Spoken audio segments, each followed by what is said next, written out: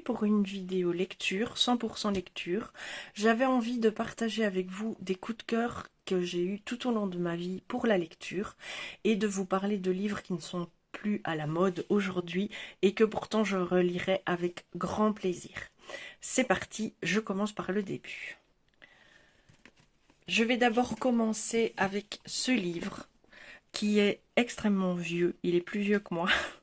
Et je l'ai toujours, malgré mes nombreux déménagements, je l'ai toujours gardé avec moi. C'est un livre de contes que j'avais quand j'étais enfant, qui est édité aux éditions Nathan et qui reprend les contes. Évidemment, les histoires sont facilitées à la lecture pour les enfants. Ce n'est pas dans le français des auteurs eux-mêmes, qui sont entre autres Grimm, Perrault, ou Andersen pour La Petite Sirène, ou La Fontaine pour ceux qui connaissent les fables de La Fontaine. Donc ici, nous avons les contes originaux mais simplifiés. Les histoires sont illustrées et résumées, si l'on peut dire. Donc nous avons Rumpelstiltskin. Je ne sais pas si vous connaissez ce conte. C'est un lutin qui aide une jeune paysanne à réaliser la promesse que son père a faite au roi, et en échange elle devra lui donner son premier enfant, ce qu'évidemment elle refuse de faire au moment où elle a un enfant avec le roi, et du coup il lui donne une deuxième énigme: si elle trouve son nom, elle pourra garder l'enfant. Voilà, en gros. C'est des contes qui sont durs, c'est pas du tout du Disney, ça ne finit pas toujours bien, c'est vraiment les contes originaux du Moyen-Âge ou de la Renaissance, écrits mais simplifiés. Donc vous avez La sorcière et les enfants, je ne vais pas tous vous les raconter évidemment. Le lion blessé, que je ne me souviens plus vraiment d'avoir lu. Je pense que le lion avait un sortilège et était un prince, quelque chose comme ça.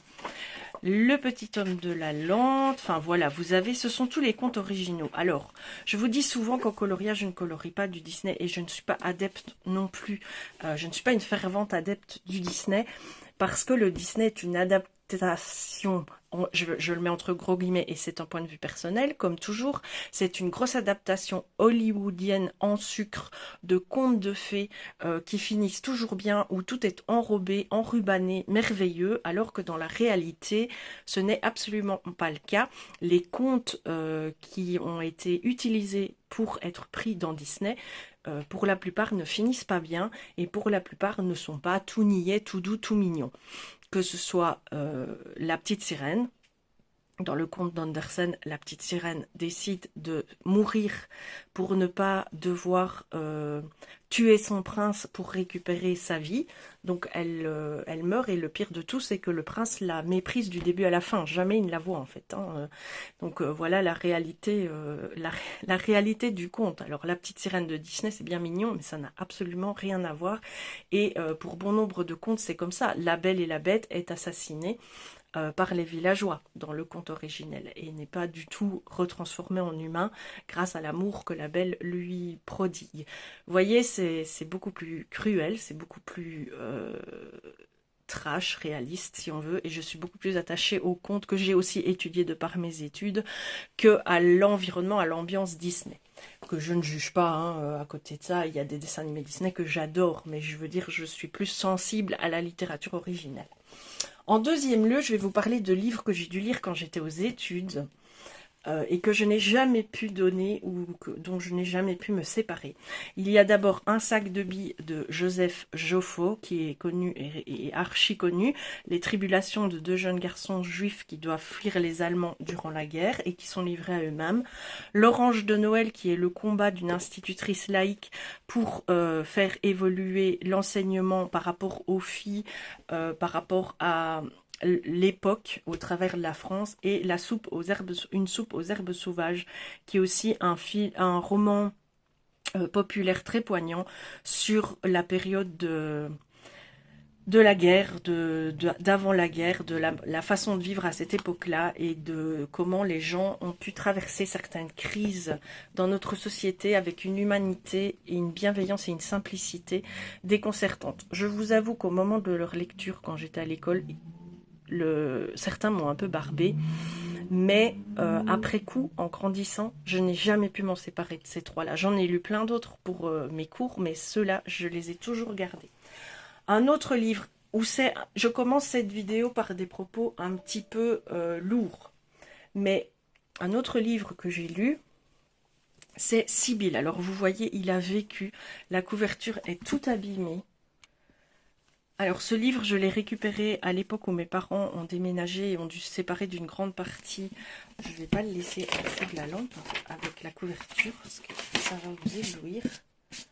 Hop, voilà, vous voyez, il a vécu, il est même taché, à mon avis c'est du café. Il a pris cher, mais cette lecture m'a chamboulée. C'est un livre pas autobiographique, mais biographique sur une personne qui s'appelle Sibylle, qui a eu un nombre incalculable de personnalités multiples et qui a guéri.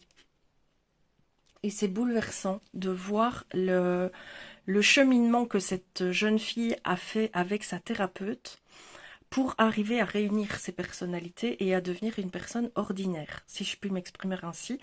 Donc cette personne a vécu des phases d'absence, forcément quand la personnalité principale, on va dire, je utilise du vocabulaire hyper populaire pour parler de ça, mais quand la personnalité principale n'est plus... quand une personnalité prend possession de la personne, les autres personnalités sont en sommeil. Ce qui fait que Sibylle pouvait passer une année à être une virtuose du piano et après à être une pro des maths, mais en ne sachant plus jouer de piano. Parce que chaque personnalité qui développait une capacité, une compétence, les autres personnalités ne l'avaient pas forcément. Et je sais que c'est complètement extraordinaire d'imaginer que ça puisse exister, je le conçois tout à fait, et pourtant, on a été confronté à de nombreuses reprises dans le monde à des personnes souffrant de personnalités multiples, et à l'heure actuelle encore, il y a une jeune fille qui est assez populaire sur TikTok qui souffre de personnalités multiples et qui en parle tout à fait librement, tout à fait naturellement, et qui partage son combat et sa souffrance au quotidien à cause de ça. Mais ce livre raconte comment et avec quelle pugnacité, on va dire, avec quelle détermination, la patiente ainsi que la thérapeute ont réussi à résoudre les fragments qui ont causé la personnalité multiple de Sibylle et ont permis à cette personne de redevenir une personne tout à fait cohérente et unique en soi, plus du tout fragmentée, parce que forcément elle est unique, ce n'est qu'un corps, mais en tout cas elle n'était plus fragmentée. Ce livre m'a passionnée, je le relirai avec plaisir, c'est une lecture qui n'a pas de suspense, de surprise, qu'une fois qu'on les connaît, forcément, on ne lit plus de la même façon. C'est une histoire de vie, c'est une histoire poignante, c'est un combat extrêmement puissant que cette personne a mené pour s'en sortir. Et c'est une lecture qui m'a beaucoup secouée et que je n'oublierai jamais. C'est pour ça que je voulais vous en parler aussi. Et c'est un livre aussi, j'ai donné énormément de livres que j'ai lus, parce qu'une fois que je les avais lus, je n'avais pas l'intention ni l'envie de les relire, mais il y a des livres comme ça qui m'ont marqué vraiment et que je n'ai pas envie dont je n'ai pas envie de me séparer. Maintenant, on va passer pour les deux derniers livres qui m'ont marqué. On va passer à des choses un peu plus légères et commencer par la saga Twilight. Alors, cette saga, je l'ai lue au moment où, donc c'était en 2007 que ça a été édité, et moi je l'ai eu en 2008. Et il faut savoir qu'en 2008, je divorçais de mon premier mari, et ça ne s'est pas passé sans mal, c'était pas du tout quelque chose auquel je m'attendais, j'étais dévastée, et voilà qu'arrive dans ma vie cette histoire d'amour complètement originale, complètement décalée, complètement folle, passion d'adolescent, et ça m'a rempli quoi, ça m'a vraiment rempli. Cette saga qui comporte donc 4 livres, voilà, vous les voyez ici. En fait, quand j'ai eu terminé le 4e livre, j'ai recommencé le premier. Mais comme ça, hein, j'ai fermé le livre, j'ai repris le premier tome et j'ai relu. Et les films, j'aime bien encore les regarder. Je n'ai pas relu une 3e fois les livres depuis que je les ai, mais je ne les ai jamais donnés non plus. Le tome 2 est un petit peu lent, mais le film 2 est également un petit peu lent. C'est... Bon, là, je vous spoilerai rien, tout le monde connaît et tout le monde a vu, à part si vraiment vous n'êtes pas intéressé par ce qui est fantastique et les vampires et tout ça. Mais le roman 2, tout comme le film numéro 2, c'est quand ils sont séparés. Donc c'est un peu lent, il y a beaucoup de doutes, de mentalisation, on va dire ça comme ça. Et il n'y a pas beaucoup d'action réelle.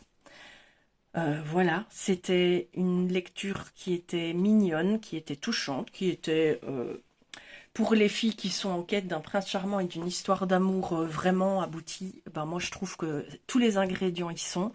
Et ce que j'aimais bien, c'était justement le contre-pied que ben, elles veuillent absolument devenir comme lui en fait et abandonner le monde des humains. Souvent, on le fait quand on devient un vampire, c'est à contre-cœur et puis on fait avec. Elle, c'est pas du tout son cas. Elle sait, en connaissance de cause, elle décide d'abandonner la vie qu'elle a pour avoir une vie avec lui. Et j'ai bien aimé cet aspect des choses aussi. Mon mari vous dira que cette saga est nulle et qu'il faut même pas en discuter parce que les vampires, ça ne brille pas au soleil. Bon, mon mari est un puriste de la fantaisie, hein. On ne rigole pas avec les castes, on ne rigole pas avec la hiérarchie dans les castes, avec tout ce qui concerne. Donc il est fan de fantasy, il est activement participatif à des jeux de rôle grandeur nature, à des jeux de rôle en plateau depuis qu'il a 14 ans. Il en a 52, il a une connaissance impressionnante de ce monde, mais ça doit être régi par les règles de l'heroic fantasy admises par lui et son clan. Rien ne peut venir perturber ces règles. Donc, un vampire qui brille au soleil au lieu de cramer au soleil, ce n'est même pas envisageable. On n'en parle même pas. Donc voilà, pour lui, cette saga, c'est de la daube. Moi, j'ai adoré. Et pour terminer, sur un peu de légèreté, une saga jeunesse. Jeunesse, mais quand même pas trop jeune jeunesse, parce que ça fait peur, quand même. C'est Les Enfants Extraordinaires, Miss Peregrine et les enfants particuliers, j'y arriverai. Il y a 3 tomes. C'est illustré. Donc vous avez à l'intérieur des photos style, voilà, photos anciennes qui vous montrent les protagonistes de l'histoire. Donc c'est très très bien fait. Ce livre, je ne sais pas si vous en avez entendu parler des livres ou du film. En fait, c'est une enquête, hein, donc vous voyez les recherches. C'est vraiment, moi j'ai vraiment bien aimé, c'est une histoire extraordinaire. C'est non pas des pouvoirs magiques, je ne dirais pas ça, mais plutôt une histoire d'aptitude. Les enfants particuliers ont des aptitudes particulières, mais ce ne sont pas des fées ou des magiciens ou des sorcières, c'est juste qu'ils sont particuliers. Et tout ça avec un héros qui lui est tout à fait ordinaire, à part la seule particularité qu'il a, c'est de voir ce que beaucoup ne voient pas.